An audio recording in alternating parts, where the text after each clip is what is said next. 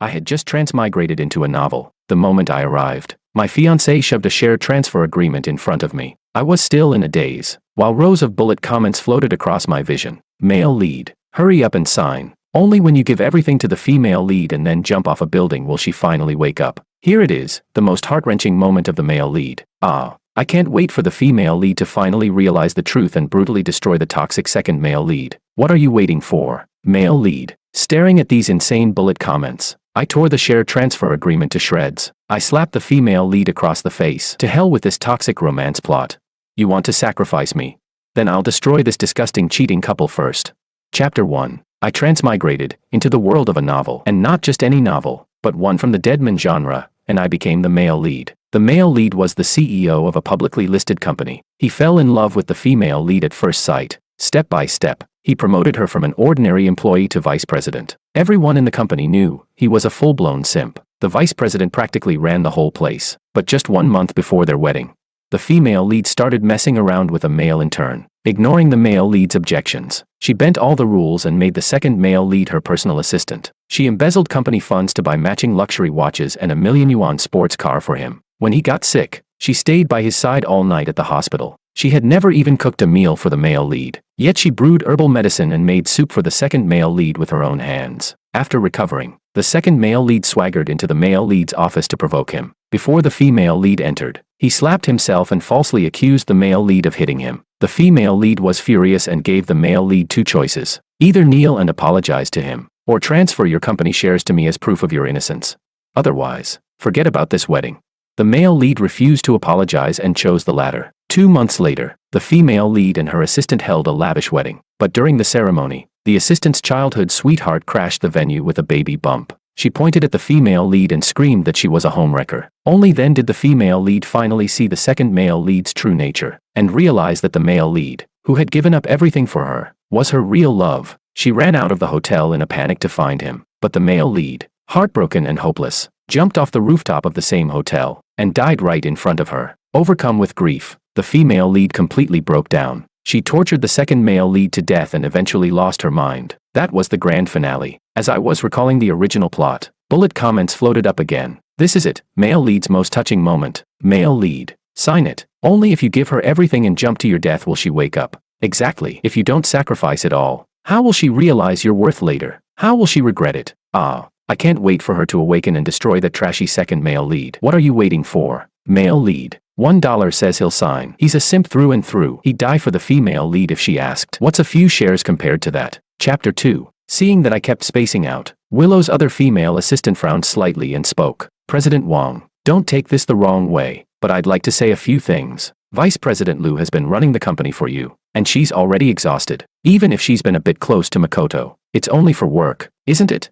But you just had to pick a fight with Makoto, making things difficult for Vice President Liu. You really should reflect on yourself and show her more consideration. Just sign the share transfer agreement already. It's the least you can do to apologize to her. You're getting married anyway. What difference does it make whose name the shares are under?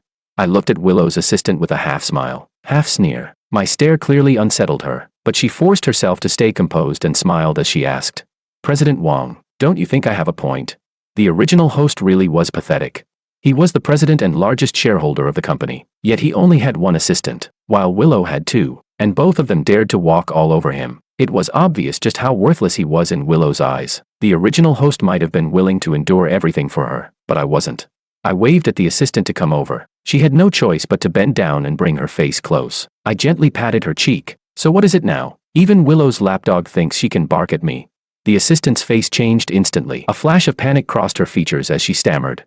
President Wong, I overstepped. I spoke out of turn. Please don't lower yourself to argue with a lowly assistant like me. Makoto, the intern and second male lead, held his burning red cheek, tears streaming down again. Willow, look at him.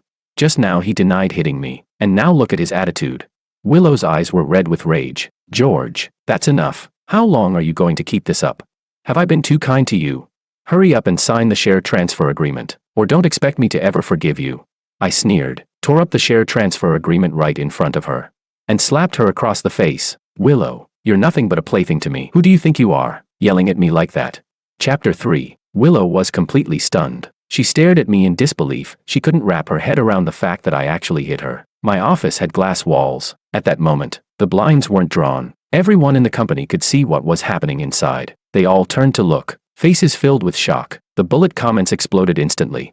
What the fuck? What the hell is going on? How does he dare? Why is the plot going off the rails? What happened to the equity transfer? Director, get out here and explain yourself. Where's my angsty drama? Wasn't this supposed to be tragic? If the male lead doesn't lose everything, how's he going to jump off the building? How will the female lead have her awakening? George, get on your knees and beg for forgiveness. You're only pushing her further away like this. Use your brain. He hit the female lead. How dare he? Isn't he afraid she'll stop loving him? They've all gone mad. Completely insane. Willow's eyes were blazing with fury. George, are you insane?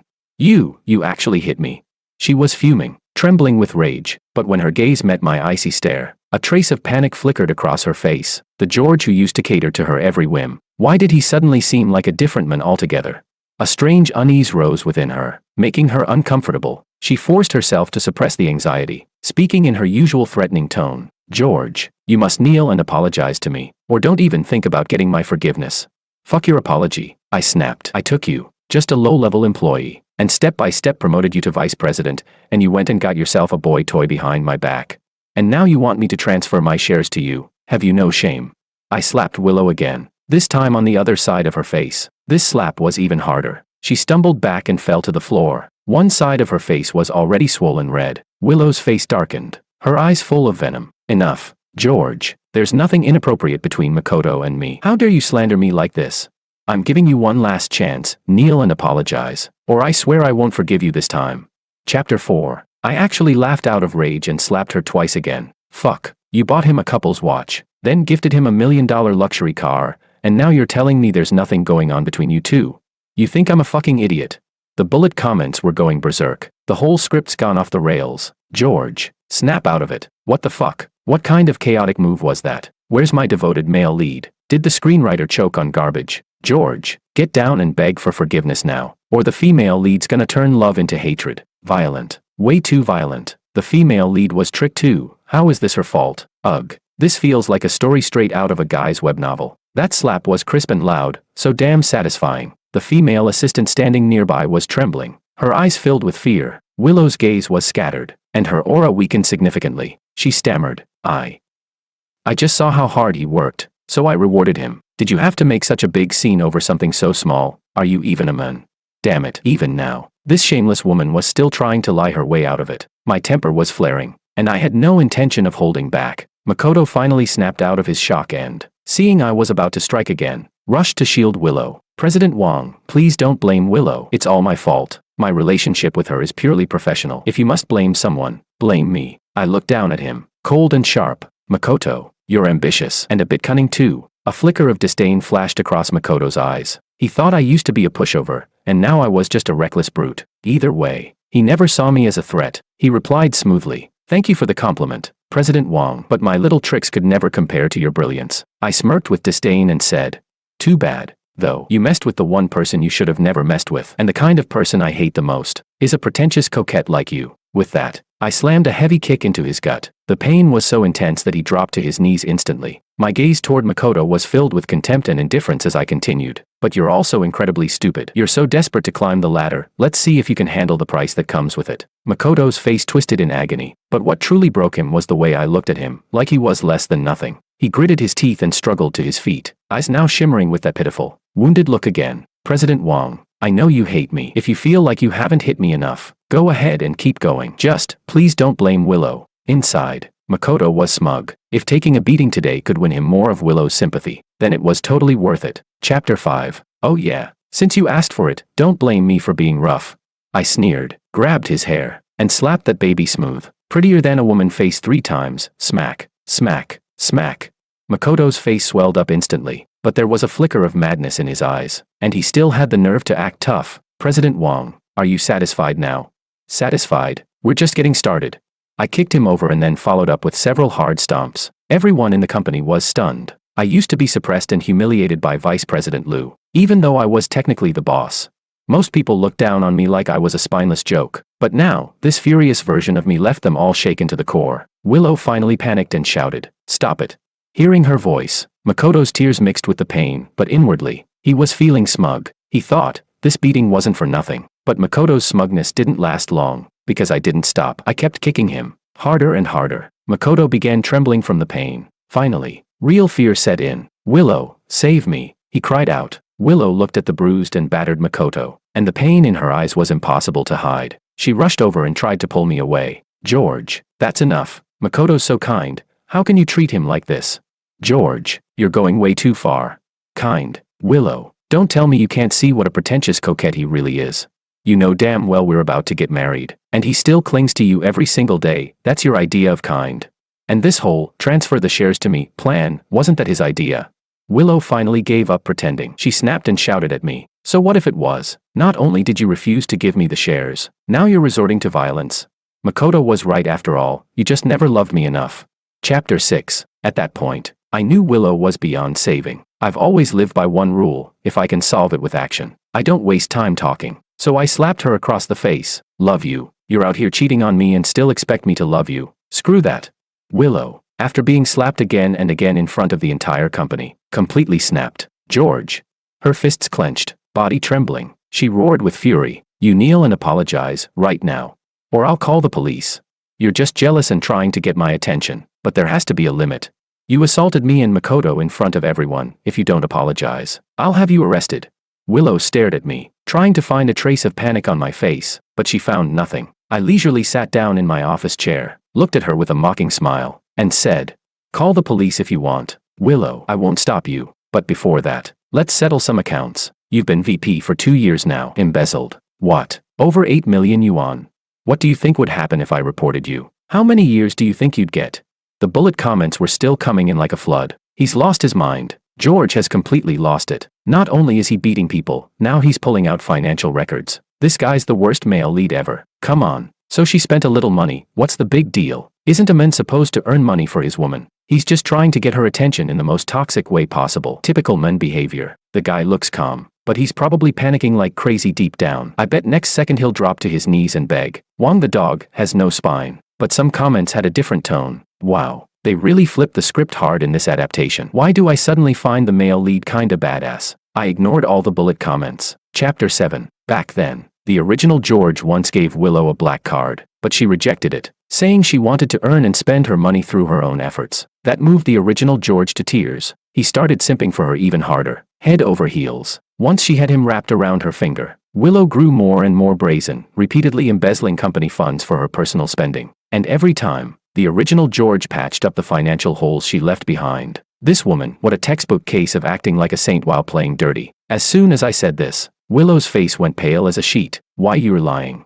Her voice trembled as she tried to hold herself together. "That never happened. You're slandering me." But her eyes darted away in panic. She couldn't even look at me. Sweat dripped steadily from her forehead. I let out a cold sneer. "Lying. One audit will clear that up. Want me to call in the finance team?" Now she was really panicking. Her face turned even whiter. "George, I'm your girlfriend. So what if I spent a little of your money? Do you have to be this petty?" I looked at her like she was an idiot. I might be the majority shareholder of Wang Group, but I'm not the only one. You didn't spend my personal money. You embezzled funds and harmed the company. You think that's a small issue? It's just 8 million. I'll pay you back. All right."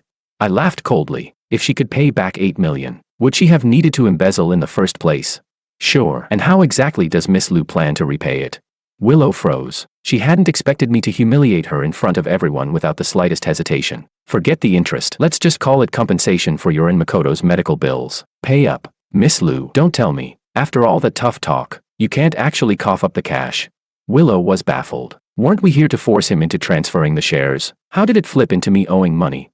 She was now completely stuck, but still tried to save face. I didn't bring it right now. Can I give it to you later?" Some employees who had always been fed up with Willow and Makoto burst into laughter. Willow's face darkened even more. She walked over to Makoto and took the watch and car keys from him. Makoto looked reluctant. Willow whispered something in his ear. Only then did he grudgingly hand them over. I could pretty much guess what she said. Something like, "He's just mad because we're too close and he's feeling insecure. Let me soothe him a little. He'll be back to simping in no time." She probably thought I was just throwing a tantrum and that, after some coaxing, I'd return to being her loyal doormat. All she needed to do was hand me a new blank promise. And naive little Makoto, fresh out of college, would fall in line like a puppy. Sure enough, Willow placed the watch and keys on my desk. In a soft, coquettish voice, she said, George, I know you're just jealous. This watch and car are worth about 3 million. I'll pay you the rest bit by bit. Don't be mad anymore. Okay, I'll make it up to you tonight. Chapter 8. Right after she finished speaking, she tried to grab Makoto and make a run for it. I shouted sharply, "Stop right there." Willow turned around with an awkward smile. I stared at her coldly, then suddenly let out a chuckle. "Thanks for the reminder. Let me formally inform you, you're fired, and you're no longer my fiancé. You're banned from stepping foot in my house ever again." Willow was dumbstruck, her face brimming with suppressed anger. Her expression shifted again and again, but in the end, she didn't dare explode. "George, stop messing around. You know I love you, and you can't live without me. Don't say things you'll regret later, okay?" The commotion had drawn security to the door long ago. I gestured for the head of security to come in and said coldly, "From now on, if Willow so much as sets foot in the building, you're fired." "Yes, President Wong." Willow was livid, her pretty face flushed red with rage. "George, have you gone completely crazy? I already backed down for you. What more do you want?" "What do I want? I want you to lose everything." Women like Willow are absolutely toxic. She enjoyed the luxurious life and high status I gave her, then had the nerve to keep a boy toy right under my nose. Even worse, she conspired with that boy toy to take down my company. I continued, "You still owe 5 million. Pay up, settle the debt, and then you can get the hell out. If not, I'll sue you whenever I feel like it." Willow was so furious her chest was heaving. "George, you're rich. What's 5 million to you? Don't think just because you've got some damn money you can act like a god. You've already caused a scene. Stop pushing my limits again and again." I couldn't be bothered to argue. I made her sign an IOU and gave her 1 month to pay the balance. After she signed, I waved the security guards over, told them to throw her, that sleazeball Makoto, and the female assistant out like trash. Once they were gone, the bullet comments kept flooding in. "What the fuck? Where's the most devoted male lead in the whole novel? I want a refund. He's playing hard to get too much. He's gonna screw it up at this rate. I bet his heart's breaking into pieces even though he looks calm." Classic. And then the opposing side chimed in. "Yo, he really threw them out. Damn. Savage. LMAO. This is exactly how you deal with fake girls and pretentious coquettes." Wait, did the spineless loser just become a dominant CEO? Did I click into the wrong show? No joke though, this was so satisfying. Those slaps. Pure art. President Wong, you legend. Chapter 9. Willow grabbed Makoto and got into the limited edition Bentley sports car. It was a brand new purchase of mine, but since Willow liked it, I let her drive it all the time. "Willow, this car is so badass. Can I drive it for a bit?" "Of course. What's mine is yours. You can take it anytime." They switched seats on the spot. "Willow, I still have something to take care of at school. Let's head there first." Of course, there was nothing important waiting at school. He just wanted to show off in a multi-million-dollar supercar. Makoto was just a senior doing his internship. Most of his classmates were buried in books, studying hard for grad school entrance exams. Meanwhile, Makoto was on WeChat every day, posting photos of luxury cars, designer watches, and high-end restaurants. His classmates were green with envy. So when he drove that limited edition supercar onto campus, he instantly became the center of attention. What the fuck? Isn't that Makoto? Even the guy who used to mock Makoto for being from a rural town dropped his textbook in shock. Holy shit, that's a multi-million-dollar limited edition supercar. Where the hell did Makoto get the money? Haven't you seen his social media posts lately? Rumor has it he snagged a trust fund girlfriend. No way. Forget grad school, better to just find a rich cougar. Makoto's the man. Makoto's killing it. That engine sound is insane. Hey, think we could get a ride around campus? Wait, why do they look kinda bruised up? You know nothing. I heard rich people are into some pretty wild stuff. If I had a hot, rich girlfriend like that, I'd gladly get beat up too. Clearly trying to get back at me. The two of them were acting extra flashy. Makoto had his arm tightly wrapped around Willow's slim waist, eyes filled with smug pride. Willow frowned slightly but didn't push him away. To the stunned college crowd, this rich girlfriend had the face of a celebrity. Their envy was off the charts. More and more students gathered around them. Makoto's pride soared as he tightened his grip on Willow. She played along, leaning sweetly into his arms like a delicate little bird. The two of them looked like a fairy tale couple, envy of everyone around. Of course, every move they made was already under my watch. Soon, the police showed up. "Excuse us, you two need to come with us to the station. You took this vehicle in broad daylight. The owner has already reported it stolen." They both froze. Willow shouted angrily, "You've got it all wrong. This car belongs to my fiancé. How can it be theft if I took my fiancé's car?" The crowd gasped. "Fiancé's car? This woman's about to get married, and she's still keeping a boy toy. What a trashy gold digger." I knew it. How else could a loser like Makoto land a rich girlfriend? Turns out he's just the side piece, flexing with someone else's car.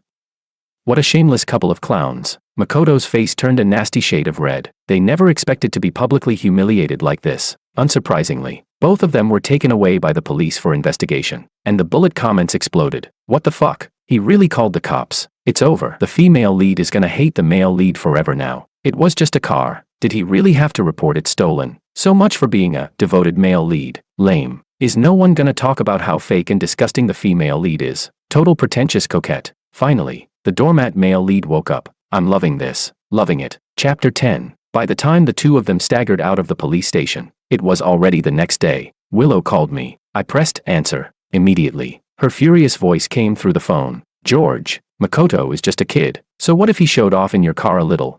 Did you really have to take it that far and call the police? There's nothing going on between me and Makoto. I was just being extra supportive. You've been jealous enough already. You're the CEO of a publicly traded company. Can't you act a little more magnanimous? I'm telling you, there's a limit to this whole playing hard to get thing. I couldn't be bothered to waste more time arguing. Willow, shut the hell up. You've got 1 month to pay back that $5 million. Clock's ticking. I could hear her breath catch on the other end. She was pissed. She practically screamed. George. Fine. You simped for me for years. I don't believe for a second you just stopped loving me overnight. You're just trying to force me to beg, aren't you? You think I'll fall for that? Well, hear this. I'm not marrying you in a month. I'm going to marry Makoto. Let's see if you'll be groveling at my feet by then. Click. She hung up. Typical female romance drama logic. Even after everything, she still thought I was joking. She was just a used-up piece of trash.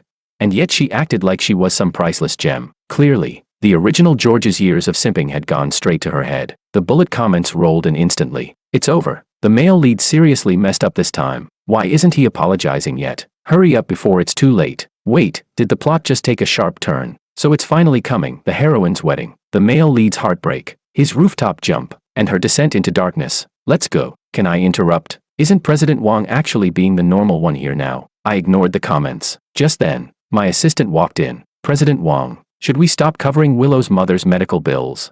Not yet. Cut it off in a month. Willow's mother had a serious illness and relied on expensive imported medication to stay alive. Once the payments stopped, she wouldn't last long. Extending it for 1 more month. Think of it as my wedding gift to my former fiancé. Chapter 11. 1 month later, Willow and Makoto's wedding was held in grand fashion. The venue, the 5-star Tianlan Hotel. The original George had bought Willow loads of luxury items over the years. Selling off a few was more than enough to fund a lavish ceremony. The hotel was owned by an old friend of mine. I had long since secured access to the full surveillance of the banquet hall. There was no way I was going to miss this show. The footage was crystal clear, so clear. In fact, I could even hear their conversations word for word. The banquet hall was packed with guests. Relatives and friends from both the Liu and Ito families were all there. Most of Ito's family were from the countryside. When they heard Makoto Ito was marrying a vice president from a listed company, they were grinning from ear to ear, acting happier than if it were their own weddings. The whole hall was buzzing with noise. In contrast, the faces on the Liu family's side looked terrible. Though not rich, the Liu family at least had city household registration. They looked down on these country relatives with scorn. In their eyes, the Ito family was low-class and embarrassing. Originally, they had expected Willow to marry the CEO of Wong Group. Now, she had downgraded to this. Willow only had a gravely ill mother and a good-for-nothing younger brother. None of her relatives had any real authority over her. They had tried to talk her out of it, but when she refused to listen, they gave up. As soon as Makoto and Willow appeared, they were instantly swarmed by his side of the family. Makoto's mother pulled Willow over and beamed with joy. Oh my, Makoto really found himself a wonderful wife, a vice president at a listed company, no less. Willow, Makoto told us you're going to give him a luxury car and a big villa after the wedding, is that true? Chapter 12. Willow's face darkened slightly. She had said all that, but it was just casual talk at the time. Where would she find the money now to buy Makoto a luxury car and a villa? In truth, she never planned to actually marry him. This whole wedding was just a stunt to provoke me. She didn't believe for a second that I, after simping for her so many years, would just give up, like flipping a switch. She was sure I'd show up to crash the wedding. She even posted all the wedding details on her WeChat feed. Convinced that once I saw it, I wouldn't be able to take it, but for now, she still had to keep up appearances. Thinking this through, she quickly put on a bright smile. Of course, once Makoto and I are married, we'll be one family. Of course I'll buy him a luxury car and a big villa. I'll make sure it's big enough to move all of you into the city to live with us. Makoto was overjoyed. He had her say that in front of everyone on purpose, so she couldn't back out later. He figured that, after all her years with me, even if she wasn't VP anymore, There was no way her bank account was empty, but Makoto was still too young and naive, though Willow had drained quite a lot from the original George. Most of it had been gambled away by her useless little brother. Why else would she have resorted to embezzling company funds? Makoto's mom gripped Willow's hand tighter and grinned so wide her mouth nearly touched her ears. "Oh, Willow, you're such a thoughtful girl. Makoto's lucky to have landed a wife like you. He must have saved the whole galaxy in a past life." Relatives from the Ito family quickly chimed in. "I knew it. I watched Makoto grow up. I always said he was destined for great things. Look at him now, not only got into a top university, but landed a rich, beautiful wife too. Your Ito family is really blessed. Get ready to enjoy the good life." Right. Makoto's marrying a VP of a listed company. Fancy cars, big mansions, he'll have so much face. Among all our relatives' kids, Makoto's the most successful for sure. I wish Makoto were my son, ha ha ha. Makoto's mom beamed with pride. Our Makoto has always been an outstanding boy. He's got a good heart and knows how to treat women right. He's more than a match for Willow. The wedding ceremony was officially beginning. The bullet comments were going wild. The wedding is starting. Here comes the chaos. What is George even doing? Still watching from home. If he doesn't leave now, he won't make it in time to jump off the building. Place your bets. Will George show up or not? I've got 50 cents on yes. President Wong, please go. If you don't jump, the female lead can't go dark mode. It's over. The deeply in love male lead persona is crumbling. Wait, is George seriously over it? Like, completely. And then another faction started chiming in. Can I just say, why the hell should a CEO jump off a building just to make his ex regret it? President Wong is finally seeing things clearly. Staying away from toxic women is the real win. Chapter 13. I couldn't be bothered with the bullet comments. I calmly kept watching the surveillance footage, but Willow was clearly distracted, glancing toward the banquet hall entrance again and again, her thoughts spiraling. Damn it, why hasn't George shown up yet? Am I really going to marry Makoto? Makoto's young. Sure, but he can't give me the life I want. Do you, the bride, take Mr. Makoto Ito to be your husband? The officiant's voice snapped Willow out of her thoughts. Willow stammered, unable to get a word out. Guests exchanged awkward glances. Makoto's expression immediately darkened. I object. A sudden shout rang out. The banquet hall doors flew open, and in walked a pregnant woman with a swollen belly. It was Maria, Makoto's childhood sweetheart. Tears streaked down Maria's face as she stood at the entrance. Her sudden appearance stunned the entire hall. Every eye locked onto her. Makoto turned ghostly pale. Makoto, you promised to take responsibility for me. Maria's voice trembled as it echoed through the deathly silent hall. I'm pregnant, and now you're marrying someone else. How could you be so heartless? This wasn't what Willow expected. She didn't get George crashing the wedding. She got this mess instead. Staring at the girl's obvious baby bump, Willow felt dizzy. Anyone with a brain could tell. Out of the three of them, Willow was now the homewrecker. Fury boiled in her chest. She glared at Makoto and shouted, Makoto, what the hell is going on? You'd better have a damn good explanation. Makoto panicked. Sweat rolled down his forehead in large drops. Willow, please, let me explain. Maria and it was just a mistake, a moment of weakness. Smack. Willow slapped him across the face, eyes blazing with rage. Makoto, you've completely disappointed me. Makoto's mother quickly jumped in, shrieking and pointing a finger at Maria. You shameless slut, who invited you here to ruin my son's wedding? And who knows whose baby that is? Don't even think about pinning this on Makoto. Auntie, how could you say that?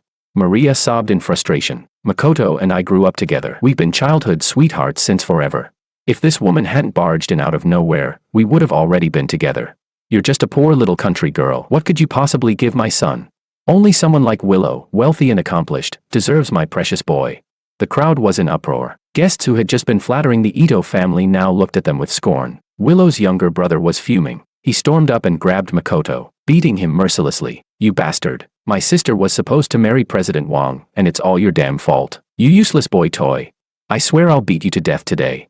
The entire wedding descended into chaos. Chapter 14. Willow finally realized the magnitude of her mistake. I hadn't shown up from beginning to end. That's when the panic finally hit her. Holding up her wedding dress, she stumbled and ran out of the banquet hall. But the moment she reached the exit, she was greeted by two court officials. Miss Liu, this is a court summons. As the defendant in an ongoing case, you are required to appear in court at the time and place listed on the document. The bullet comments exploded. What the fuck, what the fuck? Plot twist of the century just dropped. She waited for the male lead's corpse but got served a summons instead. From tragedy to revenge fantasy in one chapter, this is next level writing. Look, her face literally turned green. I can't breathe from laughing. This is what it really means to blow everything up. Karma's a bitch. You guys don't get it. The male lead doesn't love her anymore. That's why this story is suddenly fire. Willow's mind went completely blank. It felt like someone had taken a sledgehammer to her skull. She kept muttering in disbelief.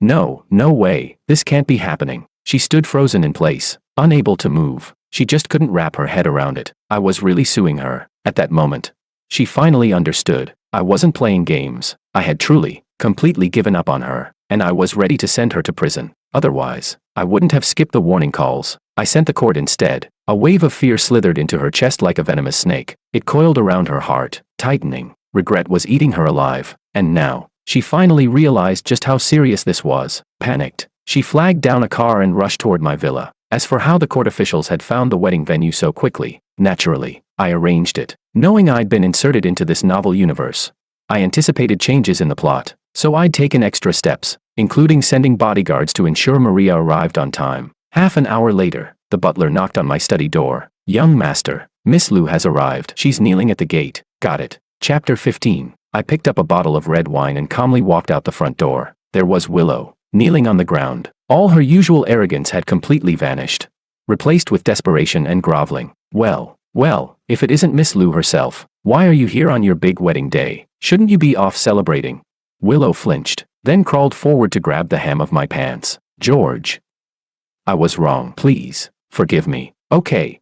I never really planned to marry Makoto. I just wanted to get a reaction out of you. George, please believe me, there's nothing going on between us. I swear I'll never do anything like this again. Give me one more chance. I'll do whatever you say. The bullet comments exploded again. What the fuck? This just turned into a male fantasy novel. The female leads on her knees, and President Wong is cold as ice. Iconic. Now this is a real CEO. Not like that spineless simp from before. I'm sold. I'm officially a fan. This is what peak drama looks like. I uncorked the wine, and poured it slowly over her head. Willow's face twisted, but she didn't dare dodge. The red wine trickled down her neatly pinned hair, soaking her snow-white wedding gown in a crimson wash. She stared up at me in shock. Droplets of wine clung to her lashes, just like the tears she'd shed 2 years ago, when her mother was gravely ill. Back then, she'd looked up at the original George the same way, crying, George, my mom's dying. I don't know what to do. Please, help me.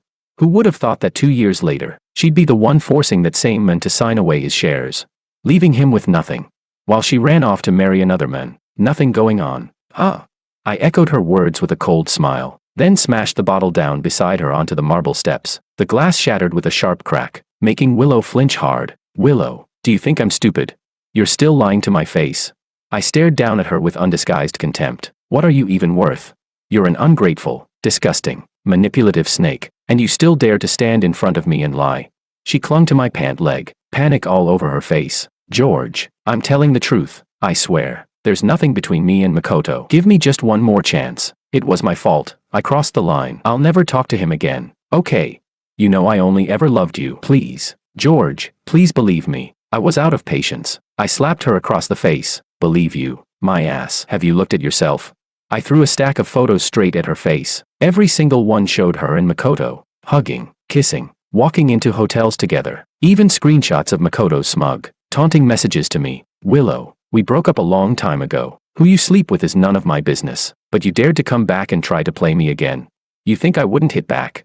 The bullet comments were now fully unhinged. What the fuck? She's been lying the whole time. She's so gross. President Wong going full savage mode. This is a real man. If this were ancient times, she'd already be tied to a stake. I take it back. I used to think Wong was just a dumb simp. I was wrong. This is 10 out of 10 revenge. Then one lone comment tried to stir the pot. Come on. She only made the kind of small mistake every woman makes at some point. Does it really deserve all this? Shut up, came the unified reply from the rest of the audience. Chapter 16. Willow stared at the pile of explicit photos and taunting text scattered across the ground. It was like she had been struck by lightning. Her mind went completely blank. There was no denying it now. The evidence was damning and right in her face. Willow, and you still dare to say you love me?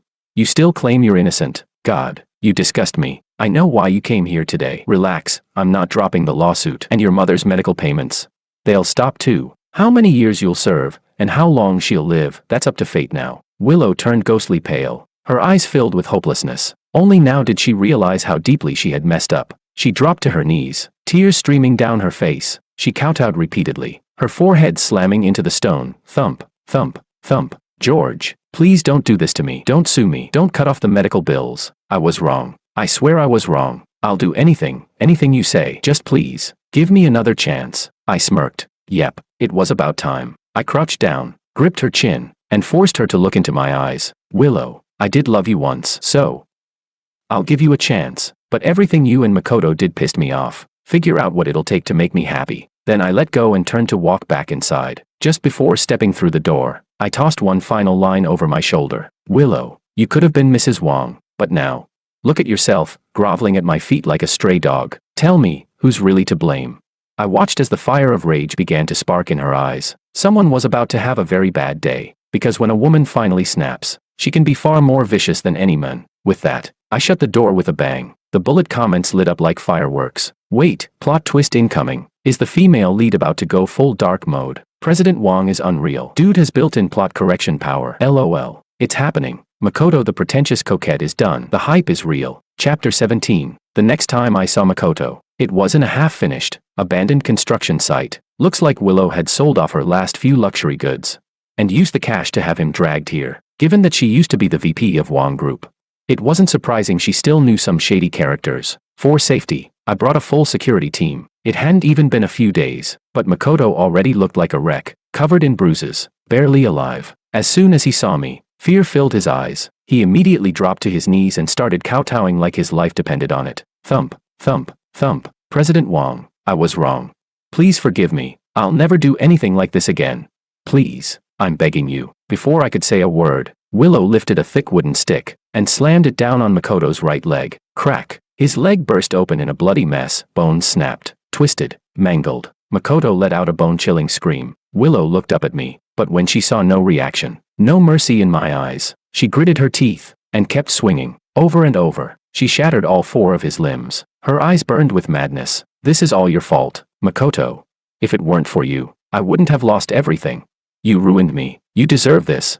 She'd completely snapped. I glanced at Makoto. Blood was pooling fast. Even if someone called an ambulance now, he probably wouldn't survive. I was done playing. With a wave of my hand, I signaled the bodyguards. Restrain Willow. Call the cops. Hand over all the footage we recorded. I'm a good citizen. After all, we must never let criminals, parasites like this, slip through the cracks. The bodyguards tackled Willow to the ground. Her eyes were bloodshot as she stared up at me. George, you set me up.